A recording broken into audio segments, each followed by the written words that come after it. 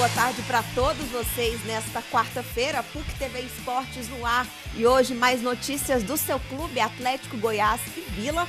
E também vamos falar as últimas notícias da divisão de acesso. Já foram definidas as datas aí do início da competição. André Isaac aqui comigo mais uma vez. Tudo bem, André? Boa tarde. Boa tarde, Luciano. Um abraço para você ligado no PUC TV Esportes. Tem muita gente criticando a atitude da federação de antecipar para o primeiro semestre a divisão de acesso do ano de 2015, que vai participar o Vila Nova. Daqui a pouco eu vou falar sobre isso. É isso aí. Vamos começar então falando do Dragão, né, que vai jogar diante do Vasco na próxima rodada do Campeonato Brasileiro. Treinamento do Atlético para o jogo contra o Vasco e de repente uma imagem chama a atenção. No centro de campo, Marcelo Martelotti, técnico atleticano pensativo, completamente sozinho. Tô me sentindo muito sozinho. Opa, peraí, pode parar com essa música. Pois quem merece ouvi-la é Adilson Batista. Ameaçado lá no Vasco da Gama, ele não tem muita sorte contra o Dragão. Em 2010, derrota como técnico do Corinthians para o Atlético 4-3, consequência, a queda do treinador. Depois, em 2011, foi com o São Paulo, 3-0 no Serra Dourada. Resultado, demissão. Lembrando que em 2012, Adilson Batista foi demitido do próprio Atlético, depois de perder apenas uma vez. E agora, será que ele cai? Não tinha olhado por esse lado ainda, mas é uma coincidência mais infeliz para ele, no caso, né? Porque se isso acontecer, será ruim para o profissional que é um grande treinador, teve aqui uma boa passagem e deixou o legado dele. Eu aprendi muito com ele aqui, na época que ele trabalhou, nos ensinou bastante coisas. Torço para que não aconteça da demissão dele, mas quero vencer o jogo e vou tentar fazer o possível para vencer o jogo. Caso isso aconteça, não é o Atlético o causador da demissão, né? São uma junção de vários fatores. E, em relação a isso, eu lamento porque no Brasil sempre o treinador é ocupado, né? E sobra sempre o treinador. E quase que sempre o treinador está na corda bamba. Então, faz parte da nossa cultura. Espero que ela mude. E se eu pudesse mudar agora, já mudaria. Mas quem sou eu para poder mudar uma cultura dessa? Marcos Vinícius será a surpresa do time do Atlético para o jogo de sábado diante do Vasco. Foi o que determinou o técnico Marcelo Martelotti no treinamento do Atlético. Com isso, João Lucas, que estava atuando no meio-campo, será deslocado para a lateral esquerda. E Thiago Feltri perde a condição de titular. Um time mais fechado para enfrentar o Vasco em São Januário. O Marcos é um jogador mais defensivo, né? Ele, de meio de campo, vai ajudar muito na marcação. Ele já entrou nos últimos 2 jogos, né? E ajudou ali no meio.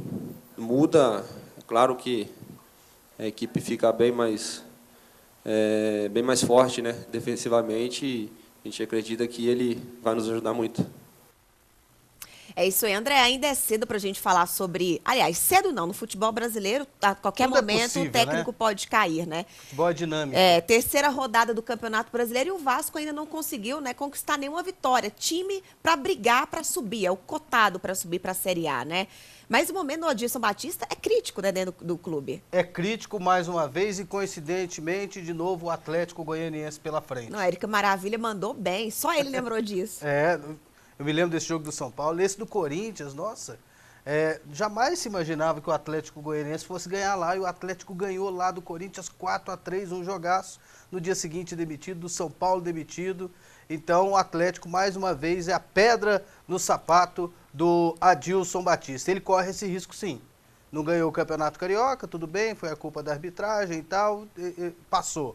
Aí agora, no Campeonato Brasileiro, já pensou em 3 rodadas se conquistar 1 ponto, ou só empatar, só 2?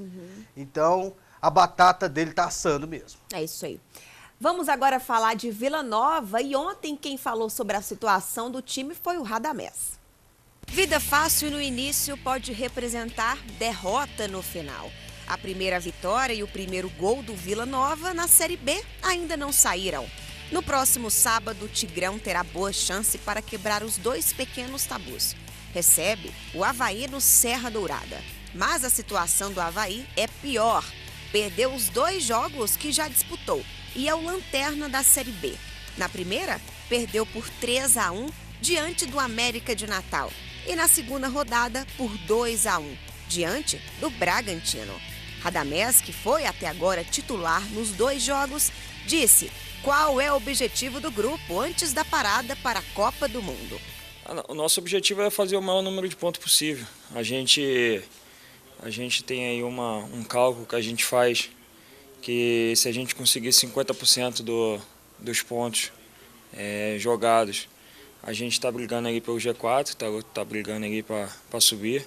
Então, esses 10 primeiros jogos, nosso objetivo é tentar fazer o máximo de pontos e chegar perto aí desses 50 e 60% da porcentagem dos pontos disputados. Dentro desta meta, então, vencer os 2 próximos jogos em casa é fundamental. Lógico que a gente tem que ligar o sinal de alerta aí. A gente tem 2 jogos aí que a gente ainda não conseguiu vencer, mas a gente também ainda sabe que está tranquilo, que ainda está começando o campeonato. A gente sabe que é um time que está em formação, que vai da liga, isso eu tenho certeza, pela disciplina que o time tem, a vontade que o time está de vencer. Então, tomara que comece a mudar isso aí sábado contra o Avaí aqui dentro de casa. O volante não concorda com a torcida colorada em relação às primeiras críticas ao elenco e saiu em defesa de seus companheiros. A diretoria está super consciente do que a gente pode fazer, da capacidade que nós temos, e eu tenho certeza que a hora que vier a primeira vitória, a confiança vier, a torcida começar a vir para o nosso lado nos apoiar, a gente vai conseguir algo grande aí dentro do campeonato. É isso aí, André. Ontem o destaque lá no Vila Nova, né, foi o retorno do Evandro Paulista aos treinos, né? Isso. O jogador que chegou lá no clube disposto a começar jogando, mas chegou lesionado, né? Ainda não estreou, né? Não estreou. Passou o tempo todo machucado e se recuperando fisicamente. E o Vila está precisando, né, de opções para ataque. Demais. E a outra novidade foi sobre o Vitor, né? O Vitor que muitos jogadores, muitos torcedores, né, criticam ele pela atitude dele, pela falta de maturidade. E ontem a diretoria resolveu afastar o Vitor, ele vai treinar separadamente, né, André? É lamentável. Justamente ontem até comentava com o pessoal, com torcedores e tal, poxa, com a atuação do Álvaro, às vezes o Vitor poderia jogar, mas aí ele comete um ato de indisciplina, como é que você vai defender a causa do Vitor? Então é difícil. Então o clube ele tem as suas regras, tem as suas disciplinas. Não sei o que o Vitor fez, mas a informação é que ele quebrou essa regra de conduta da diretoria, da comissão técnica e está fora do Vila Nova. Lamentável, porque ele tem potencial. É isso aí. Vamos falar um pouquinho agora de divisão de acesso, porque ontem foi definida as datas. A divisão de acesso do Campeonato Goiano cada vez mais competitiva.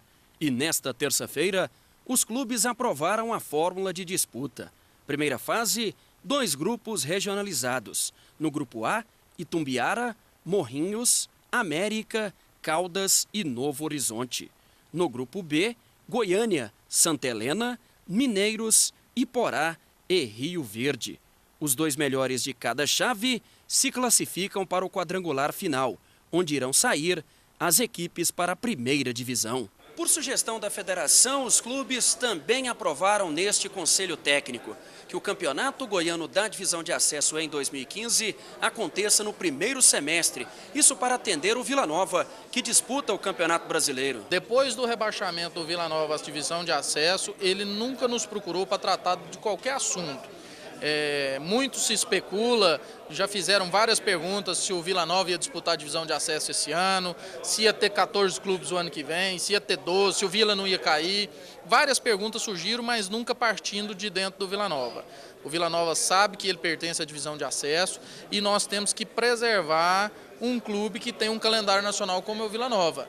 Independente da marca Vila Nova ou do clube Vila Nova, nós entendemos que você fazer uma divisão de acesso no segundo semestre, onde o clube disputa uma competição nacional e você tem que ficar adequando data, é prejuízo para a divisão de acesso e prejuízo para um representante nosso na competição nacional. Então entendemos que a participação da divisão de acesso no primeiro semestre era melhor para todos, e tanto é que foi aprovado por todos os clubes por unanimidade. E aí, André, concorda com essa decisão da federação? Eu concordo. Ela teve primeira aprovação unânime dos clubes, ela colocou em votação. Porque, por exemplo, o campeonato da segunda divisão ou divisão de acesso do ano que vem tem o Vila Nova. Vila Nova é o time mais importante desse campeonato, vai ser o time mais importante, vai ser o que vai ter mais renda. E essa renda vai ser tanto para o Vila também quanto para os seus adversários. Já imaginou? Você está disputando, o Vila está disputando o Campeonato Brasileiro, aí não pode coincidir as datas. Aí não vai poder jogar num domingo, não vai poder jogar num horário melhor, a segunda divisão, e vai prejudicar a renda até dos times do interior. Então, acho que a decisão é acertada. Vai dar uma valorizada na divisão de acesso e vai favorecer o calendário de um dos representantes do estado de Goiás no Campeonato Brasileiro. Para fechar, vamos falar do Goiás. O time esmeraldino já comemora bons resultados aí para a defesa. A história agora é outra. Depois de ficar 571 minutos sem marcar gols e quebrar o jejum com Amaral diante do Criciúma, o foco do momento é a defesa, que nas últimas 3 partidas não foi vazada. Desde da época do Entes, nosso time marca bastante forte, é uma característica nossa. E graças a Deus nós vemos fazendo um bom papel quando a gente não está com a bola. E por isso que eu acho que está sendo um bom sucesso nesse começo de campeonato. Eu acho meio cedo para comemorar. Você acha que eu estou exagerando? É cedo, né? Nossa, porque eu até li aqui a notícia, comemora números positivos. Você pega assim, poxa, tá 3 jogos sem fazer gol, agora tá 3 jogos sem tomar gol, porque fez gol contra a equipe do Criciúma. Né? Então, é aquele negócio da visão otimista da coisa, né? Claro. Ou o copo tá meio vazio ou o copo tá meio cheio. Eu concordo com você, é muito cedo. Tem muito jogo pela frente. Foram 2 de 38 jogos até o final do campeonato. Então, muita água ainda vai passar por baixo da ponte.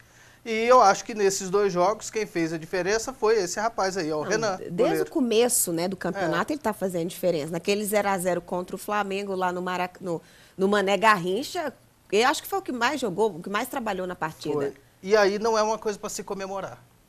Do Renan? Porque se o goleiro está aparecendo demais, é porque o time está tomando sufoco. Mas a bola não entra, tem que comemorar, que ele é um bom goleiro, né? Por esse lado, sim. Uhum. Agora, pelo lado do time, significa que ele está tendo muito trabalho. Por quê? Porque às vezes a zaga não está marcando direito, porque às vezes o meio-campo não está marcando direito, está tomando tá muito lá na sufoco. Frente, né? Então, o problema está na linha. Por isso ele está sendo muito exigido. Ainda bem que ele é um grande goleiro. Em seguida, o Brasil Esportes.